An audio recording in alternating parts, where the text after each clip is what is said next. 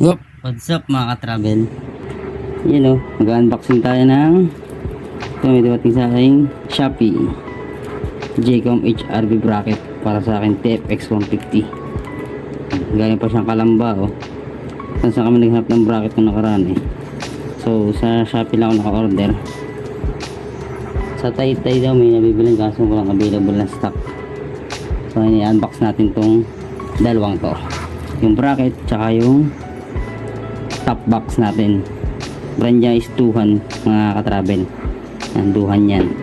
So i-unbox na natin. Wala ko ng gunting.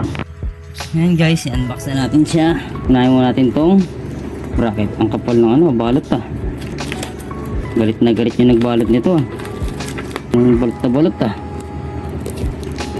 Yan, tayo na. Siya, hirap magtanggal ng tip eh. Ang dami namin hinanapan ng ano, nakaraan galing kami Taytay. Naghanap ko ng bracket para dito sa motor ko nga, sa TFX 150 kung tatanungin yung motor ko no, TFX 150. Wala kami makitang bracket sa Taytay. Nag-order na lang ako sa Jcom. Kalamba pa to galing. Sila yung gumagawa ng customized na bracket. Nakaroon pa sana to gustong orderin kasi order ako sa marketplace kasi medyo mahal yung delivery, yung ano, charge sa ano maglalamog kasi syempre galing Kalamba, nasa 300 eh. Sa Shopee magkano lang to, 1.7 yung bill ko nito mga travel sa Shopee, free deliver pa. Hindi ba grabe yung balot nila, para ayaw pabuksan ah. Yun o,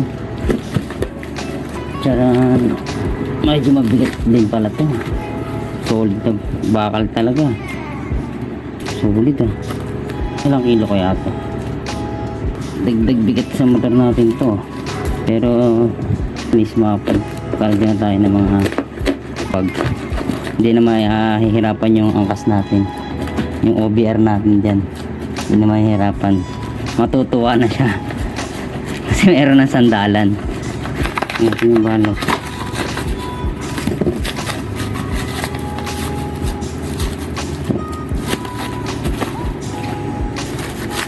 Ito yung bolt, mga bolt.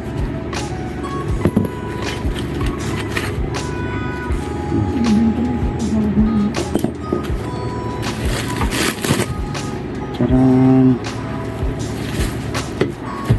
bigat din pala oh. Solid na bakal pala to. Ganyan yung magiging forma niya no? Ito yung pangkabit sa motor. Ikakabit natin sa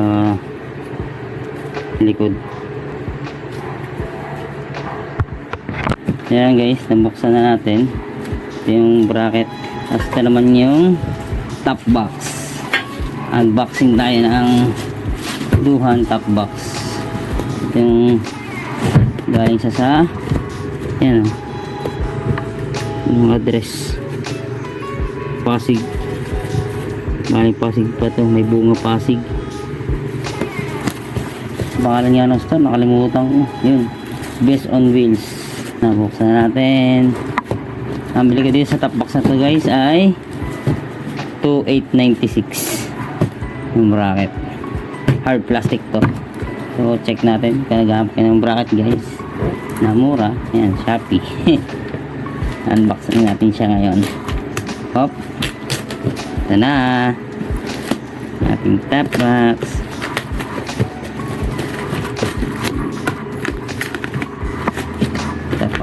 Top box. Charon, unbox natin guys.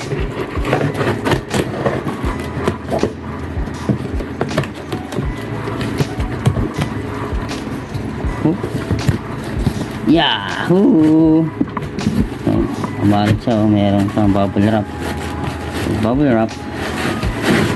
Hindi mong higa no, bubble wrap. Hasta yung lock box. Uy, Uy, magaan lang siya. Ayun, ang design niya. Uy, meron na, makakabit na yung ano niya. Sandalan sa likod. Hapa, para yung angkas natin ay hindi nahihirapan. Para ano lang siya sa likod. Chillax. Basta yung baka nakalak to, yung susi. Ayun, hindi nakalak. Ang ganda nung ano niya, lock no, kapal oh.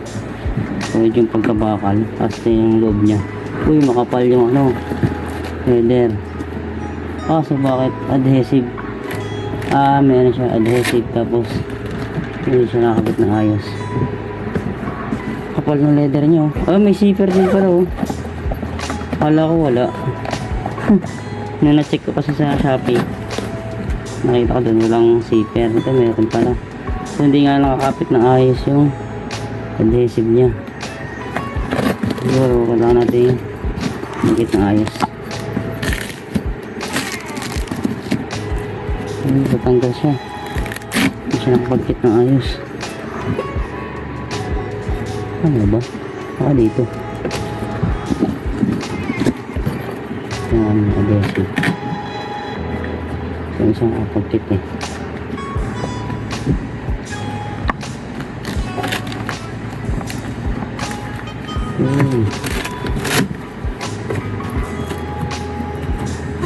Sala-sala yung pagkit ah.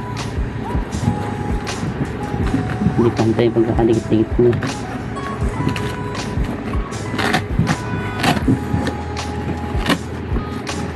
Ayan, para pantay siya.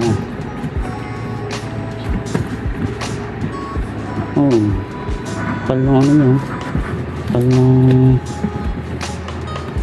dito siya kakapal. Ayan, kapal ng line niya. Pinarelay dito yung ano natin, mga papers. Tapos ito yung kasama niya, manual. Tapos ito yung susi niya sa susi parang Yamaha susi. Tapos meron siyang reflectorized sticker 4. May extra pa tayong ito, extra reflectorize tawag nila. Ito yung mga bolt tornilyo kabit natin sa ating bracket. Ito yan ito yan guys, ang ganda. Tapos meron siya ditong para hindi babagsak yung natin yung pantakip. Ayan, check. Hindi pa nga nakadikit yung ano natin huwag na natin siguro ikabit para aalis nalilinis natin. Ayan siya. Very plastic yan. Mukha siyang matibay talaga, makapal, medyo makapal din pagka plastic niya. Natin sige kakabit yung mga tornilyo. Ayos, ganda.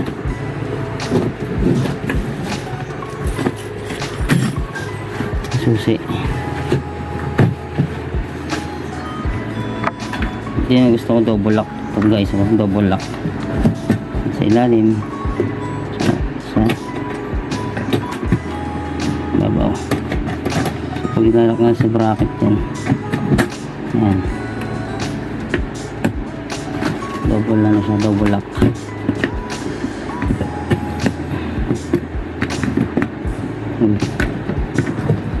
Nailito ako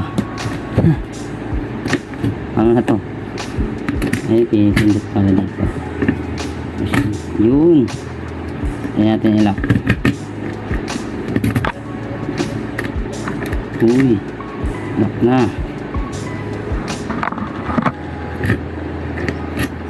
Unlock. Ipisil pala siya dito sa ilalim.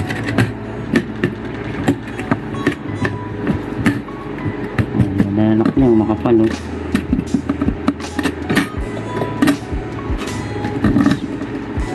isa lang ang susi.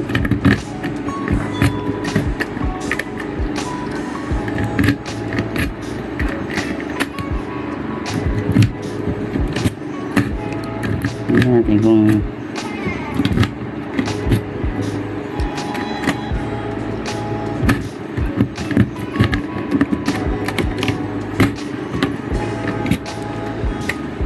okay, makapal. Ganda. Tapos hindi siya ganun kabigat. Diba? Ito yung gusto ko yung handle eh. Ayan o. Mukha siyang alloy guys oh. Mukhang alloy yung design niya no. Pero hard plastic lang yan. ABS hard plastic. Kaya magaan. Mukha siyang alloy yung design sa labas. Mukhang alloy no. Pero totoo yan, plastic lang talaga yan. Okay. Tapos may mga ano pa siya dito. Yung mga sasabit ka dito. Yan. Pwede mo itali dito. Pagka puno na yung loob. Okay na okay ito pagka mag-rides kayo. Tapos marami kayong dalang gamit. Ano yung tsaka makapal yung dito nyo. Iba kasi manipis eh. Ito yung madalas nasisira. Ito dapat yung matibay talaga. Mas lambot ng ano, sandalan. Yung backrest niya. Uy, sarap. Sarap sumandal dito ah. Swerte nung angkas ka dito ah. Over ko ah. Makakatulog na ito ng ayos sa likod ko. So yan guys. Yung ating unboxing sa ating top box duhan. Nabili ko lang siya ano, mga ka-travel. 2,896. May total pa. So yan, order na rin kayo mga ka-travel. Basta yung ano natin, HRB Jcom HRB bracket sa ating TFX 150. Shopee ko lang din siya in order. Yan.